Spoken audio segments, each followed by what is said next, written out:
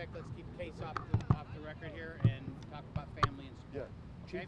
Chief or Mitch, you got to come up close to the mics. Chief Meyer, first of all, your reaction to the show of support here.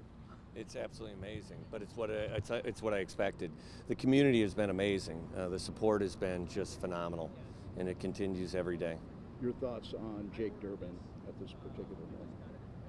That young man was an amazing, amazing person. Again, like I said, 23 years old. And he showed up every day with a smile on his face, ready to work, always positive, and ready to serve his community. I also want everybody to understand, too, that this was a very, very, very capable and competent police officer, too. So very skilled. What is your message to the family? What do you feel the message of law enforcement is to the Derbin family and the extended family? I just really want all these officers to take care of each other, or take care of themselves, number one, take care of each other, and I want them to take care of their communities. There was a young woman here that was with the emergency room, and she just wanted to come pay respects. There was also a young girl out here with her dad, and everybody was just talking about they want to make sure he's remembered. Absolutely. I mean, he touched everybody. He was just an amazing, amazing soul. This is aside from being a police officer. You know, there were a lot of people who knew him growing up, his family, those in the military, and everybody just knew him to be an incredible young man. He truly, truly, truly is. And his family was honored with a portrait of him this morning as well. Did they get that? I'm not. Yeah, okay. I'm sorry. I sorry. wasn't part of that. There's been so much that has been passed along, so. Okay. I know that a lot of people have been thinking of you guys and dropping things off. How do you want to talk about the community support? You know, if I can, this has been really amazing, the show of support. Three of the gentlemen inside right now are in the academy, the police academy, learning to become police officers to come to Euclid. And I told them, I said, you know, sure there's a narrative out there that can be anti-police sometimes, and you know, we take a beating sometimes, and maybe it's deserved, but in this case, of the thousands of people that are going to be here today and tomorrow, and you can measure it in thousands, maybe tens of thousands, maybe 1% knows a Euclid cop, knows the family member, maybe. So what are the other ones here for? Why is everybody here? And that's love and support. And that's truly what this community has shown us the last couple of days. Mitch, as a command officer, your thoughts about Jake and what's happening tonight with all these people showing up here? He was an amazing young man that I just didn't get to know very well. And, you know, we might not be able to get another one like him, but he has given us something to look forward to maybe obtaining one day, and maybe something we can measure ourselves against. In the very few minutes that he was that Euclid cop, I think he showed us all a lot about how we should do our jobs.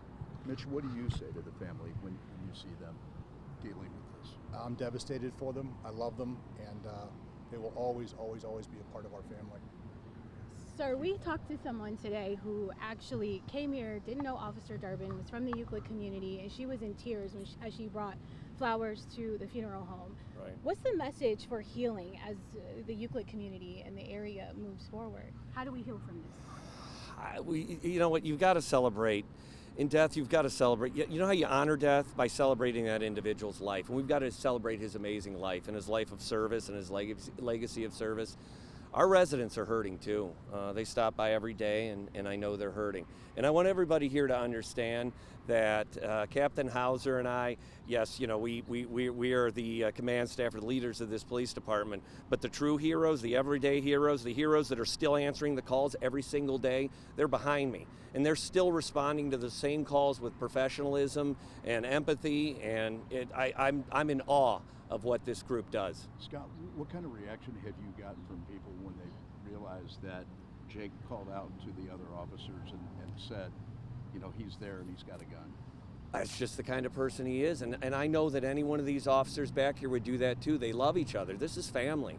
This isn't an accounting office, okay? But nothing again, I'm not trying to downplay accounting, but this is a totally different profession. You count on them for your life.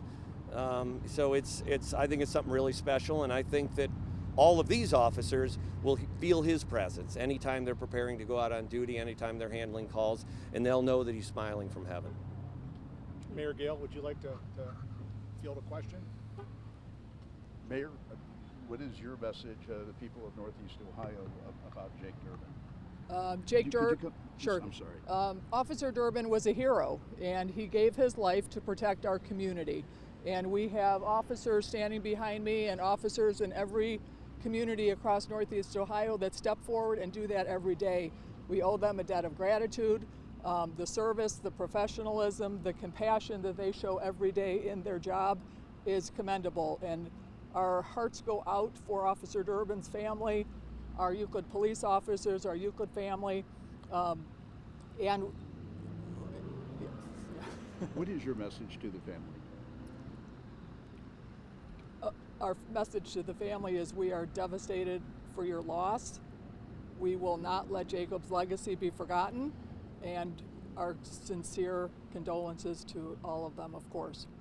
What do Thank you you. want to say also to all the officers that are helping man the streets and everything in Euclid and help you guys get through this really difficult time? We're so appreciative that the officers can continue to work. We're so appreciative of the support we've received from other departments and agencies and communities and residents and businesses.